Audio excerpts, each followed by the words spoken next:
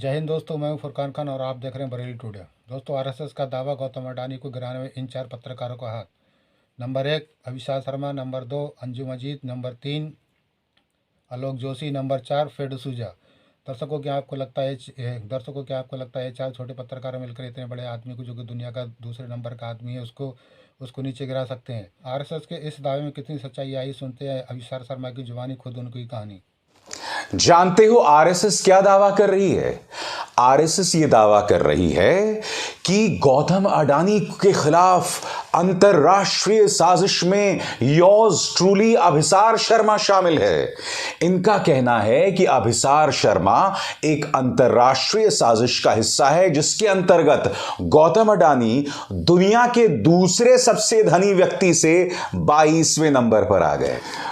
दोस्तों, ये तमाम बातें जो हैं आरएसएस की पत्रिका ऑर्गेनाइजर में आई हैं कि सोच पर मुझे दया आती है। और वो कौन सी फिल्म थी? हेरा फेरी ना। उसमें परेश रावल कहता है, उठा ले रे देवा, मुझे नहीं, इनको और इनकी सोच को। दोस्तों, आरएसएस का ये दावा शॉकिंग ही नहीं, बहुत ही हास्यास्पद है। आरएसएस कौन सी संस्था है? आरएसएस वो संस्था है जो कि भारतीय जनता पार्टी, इस देश की सत्तारूढ़ पार्टी की पैतृक संस्था है विचारधारा के लिहाज से। अब वो ये दावा कर रही है कि अंतरराष्ट्रीय साजिश में गौतम अडानी को गिराने में अभिसार शर्मा का हाथ है, कुछ वामपंथी पत्रकारों का हाथ है। उनकी रिपोर्ट क्या कहती है, मैं आपको पढ़ के सुनाना चाहता हूं, फिर मैं उसकी चर्चा करता हूं आपकी स्क्रीन पर। यह देखिए साहब, पत्रिका ने दावा किया है कि इस कार्टेल के अन्य सदस्यों में अजीत अंजुम, अभिसार शर्मा, फे डिसूजा और आलोक जोशी के नाम हैं। इनकी खबर क्या कहती है? कार्टेल से इनका मतलब है एक ऐसा गुट जो साजिश कर रहा है गौतम अडानी को गिराने के लिए। और ऑर्गेनाइजर की रिपोर्ट क्या कहती है, मैं आपको पढ़ के सुनाना चाहता हूं। ऑर्गेनाइजर ने इन पत्रकारों पर विदेशी धन से संचालित एनजीओ से प्रशिक्षण और इनके भारतीय पार्टनर्स, एनजीओ और मीडिया संस्थान से पैसे लेने का आरोप लगाया है। पत्रिका ने दावा किया है कि नए digital sharpshooter the wire, the Karwaan, alt news, news click जैसी प्रोपेगेंडा वेबसाइट्स में भर्ती किए जाते हैं और इनका काम राष्ट्रवादी संस्थाओं और लोगों को निशाना बनाना है। 2016 से हो रहे हैं अडानी पर हमले। ऑर्गेनाइजर का आरोप है कि अडानी समूह पर हमले की शुरुआत हिंडनबर्ग रिसर्च की रिपोर्ट के आने के बाद 25 जनवरी 2023 से नहीं, बल्कि इसकी शुरुआत 2016-17 से ही ऑस्ट्रेलिया से हो गई थी। बाद में दोस्तों, नाम किन खास पत्रकारों का लिया गया है वो मैं आपको बताता हूं। पत्रकारों में द वायर की संपादक Seema Chishti, the news minute की सह संस्थापक धन्या राजेंद्रन, न्यूज क्लिक के Prabir Purkayastha, YouTube channel the Deshbhakt के आकाश बैनर्जी पर इस कार्टेल में शामिल होने का आरोप लगाया गया। और यहीं पर वो लोग आगे कहते हैं कि इस कार्टेल के सदस्यों में अभिसार शर्मा भी शामिल हैं। सबसे बड़ी बात, गौतम अडानी के इतने सारे बिजनेस विरोधी हैं। मुकेश अंबानी, अजीम प्रेमजी, सुनील मित्तल और न जाने कौन कौन। इनमें से कोई साजिश में शामिल नहीं है। साजिश में कौन है? अभिसार शर्मा। वाह आरएसएस, वाह। अगर इस सरकार को लगता है, अगर आरएसएस को लगता है कि अपने परम मित्र, अपने सबसे खास उद्योगपति को बचाने का बस यही रास्ता है जहां आप मेरे जैसे पत्रकारों पर निशाना साधें, जो मुख्य धारा की मीडिया का हिस्सा भी नहीं है, जो एक छोटा डिजिटल प्लेटफॉर्म चला रहे हैं, अगर आपकी दिमाग ये है तो ये पता चलता है कि मानसिक तौर पर किस तरह का दिवालियापन इस वक्त आरएसएस के जहन में या भारतीय जनता पार्टी के प्रचार तंत्र में है। हां, अंतर्राष्ट्रीय तौर पर गौतम अडानी मामले और विवाद की गूंज हो रही है।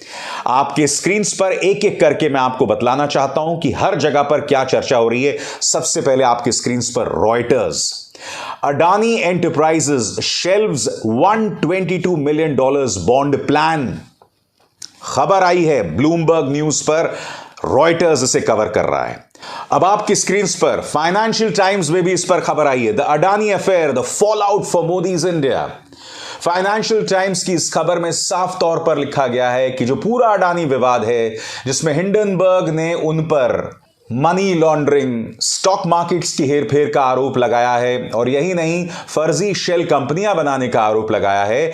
इसका असर भारत पर क्या पड़ने वाला है, इस पर बाकायदा पूरी एक रिपोर्ट की है। यही नहीं, न्यूयॉर्क टाइम्स, आपके स्क्रीन पर दोस्तों ये आर्टिकल देखिए। ये आर्टिकल क्या कहता है? Gautam Adani's rise was intertwined with India's, now it's unravelling. इसमें कहा गया कि जैसे जैसे भारत का उदय हो रहा था, भारत के अंदर भारतीय जनता पार्टी और मोदी का उदय हो रहा था, उसी के साथ साथ गौतम अडानी का भी उदय हो रहा था। इसमें यह भी बताया गया है कि गौतम अडानी उस साल विवादों में फंसे हैं जहां से अब से बस 1.25 साल में लोकसभा के चुनाव होने वाले हैं। न्यूयॉर्क टाइम्स के इस आर्टिकल में यह भी कहा गया है कि चुनावी साल में क्या प्रधानमंत्री नरेंद्र मोदी ये बर्दाश्त कर सकते हैं कि उनके दामन पर एक ऐसा दाग हो जिसका खमियाजा, जिसका नुकसान उन्हें चुनाव में भुगतना पड़े। तो एक बार फिर देख लीजिए दोस्तों, चाहे रॉयटर्स हो, चाहे ब्लूमबर्ग हो, चाहे फाइनेंशियल टाइम्स हो, चाहे न्यूयॉर्क टाइम्स हो, तमाम जगहों पर इसकी चर्चा हो रही है। और सबसे बड़ी बात, हां, गौतम अडानी पर मैंने रिपोर्टाज की है। मैंने गौतम अडानी पर कई मौकों पर रिपोर्टाज की, और क्यों ना करूं, क्योंकि यह ना भूलें कि 2014 से पहले गौतम अडानी दुनिया के 609वें सबसे धनी व्यक्ति थे, मगर 2014 के बाद पिछले 2 ही सालों में वो दुनिया के दूसरे सबसे धनी व्यक्ति हो गए। फिर हिंडनबर्ग रिपोर्ट सामने उभर कर आती है, नतीजा ये होता है कि वो 22वें नंबर पर आ जाते हैं। आप मुझे बताइए, जो व्यक्ति प्रधानमंत्री का इतना करीबी है, मैं उस पर रिपोर्ट नहीं करूंगा तो कब करूंगा? और मैं आपको यह भी बतलाना चाहता हूं कि गौतम अडानी पर गंभीरता से मैंने रिपोर्ट कब की थी, जब उन्होंने एनडीटीवी पर कब्जा किया था। एनडीटीवी पर जैसे ही उन्होंने कब्जा किया था, उसी के बाद मैंने किया। और मैंने क्यों किया था आप सबको पता है, क्योंकि एनडीटीवी आखिरी इकलौता चैनल था जो सत्ता से सवाल पूछता था। तो एक तरफ तो पत्रकारिता, भारतीय जनता पार्टी सरकार और गौतम अडानी, इस मुद्दे पर सवाल है। दूसरी तरफ आरएसएस ये वाहियात चीज सामने लेकर आती है जिसमें ये दावा कर रहे हैं कि साहब अजीत अंजुम, वायर, अभिसार शर्मा, आकाश बैनर्जी, फे डिसूजा, ये तमाम लोग मिलकर एक अंतर्राष्ट्रीय साजिश रच रहे हैं। और इनका यह भी दावा है कि इन्हें बाकायदा पैसे मिले हैं इन चीजों के। आमंत्रित करना चाहता हूं, आइए फिर से नोटिस भेजिए, मैं आपके दफ्तर में आऊंगा मुस्कुराते हुए, हर बार गाना गाते हुए भी। बताइए, कहने का अर्थ यह है कि आपसे जो मर्जी बन पड़ता है आप कीजिए। मैं अपने घर में बैठा हूं, मेरे साथ सिर्फ मेरा परिवार है, ना कोई पॉलिटिकल पार्टी है, ना कोई अंतर्राष्ट्रीय कार्टेल है। मेरे साथ सिर्फ और सिर्फ मेरा परिवार है। और इसके अलावा यूट्यूब, फेसबुक, ट्विटर, इंस्टाग्राम, इन तमाम मंचों पर जो मेरे समर्थक हैं, मेरे फॉलोअर्स हैं, यह है मेरी ताकत। अगर उनका समर्थन लेना, मसलन यूट्यूब पर इस वक्त मेरे करीब 16 लाख फॉलोअर्स हैं, अगर उनका समर्थन लेना गुनाह है तो मैं गुनाहगार हूं। फेसबुक पर मेरे करीब 11 लाख फॉलोअर्स हैं, अगर उनका समर्थन लेना गुनाह है तो मैं गुनाहगार हूं। ट्विटर पर मेरे 17 लाख फॉलोअर्स हैं, अगर उनका समर्थन लेना गुनाह है तो मैं गुनाहगार हूं। मुझे इन लोगों का समर्थन मिल रहा है। क्या करेंगे आप ट्विटर के 17 लाख, फेसबुक के 11 लाख और यूट्यूब के 16 लाख जो मेरे सदस्य हैं या फॉलोअर्स हैं, उनकी भी जांच करेंगे। ऑल द बेस्ट, करिए जांच। दोस्तों, वाकई ये इस सरकार के मानसिक दिवालियेपन का एक जीता जागता प्रमाण है, एक जीता जागता सबूत है दोस्तों। यानी कि आज की तारीख में जब अडानी मामला इस सरकार की गले की फांस बना हुआ है, तो आप स्केपगोट बनाइए उन पत्रकारों को जो महज अडानी मामले में आपके सामने तथ्य रख रहे हैं। मगर अब ऑर्गेनाइजर का या आरएसएस का जो मानसिक दिवालियापन है वो आपके सामने है। या ये दावा किया जा रहा है कि मैं और कुछ अन्य पत्रकार जो मुख्यधारा की न्यूज चैनल्स और अखबारों का हिस्सा भी नहीं है, जिन्हें इनके ट्रोल्स बेरोजगार बुलाते हैं, हां जी, मजाक नहीं है साहब, ये लोग मुझे बेरोजगार भी बताते हैं। सोचिए साहब, एक बेरोजगार पत्रकार अपने घर में बैठे बैठे अंतरराष्ट्रीय साजिश रच रहा है। तुम्हारे दिमाग के क्या कहने।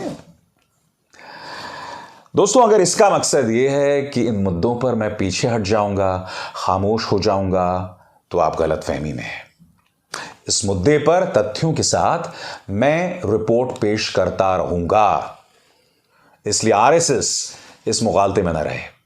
दर्शकों, जैसे कि आपने सुना कि अभिसार शर्मा ने क्या कहा। दोस्तों, ये वो ईमानदार पत्रकार हैं जो कि अपना जमीर कभी नहीं। आरएसएस का ये भी आरोप है कि इनको विदेशों से फंडिंग होती है। दर्शकों, ऐसे पत्रकारों की हमेशा हमको सपोर्ट करनी चाहिए। जब भी कोई उन पर बुरा वक्त मुसीबत आता है, उनको एक चट्टान की तरह उनके साथ में कंधे से कंधा मिलाकर खड़े होना चाहिए, क्योंकि यही कुछ गिने चुने ईमानदार पत्रकार हैं जो कि आम जनता की आवाज़ सरकार तक पहुंचाते हैं और आम जनता की आवाज़ उठाते हैं। दर्शकों, वीडियो कैसा लगा? वीडियो अच्छा लगा तो वीडियो को लाइक करें, शेयर करें, कमेंट में अपनी राय लिखें। जय हिंद, जय भारत।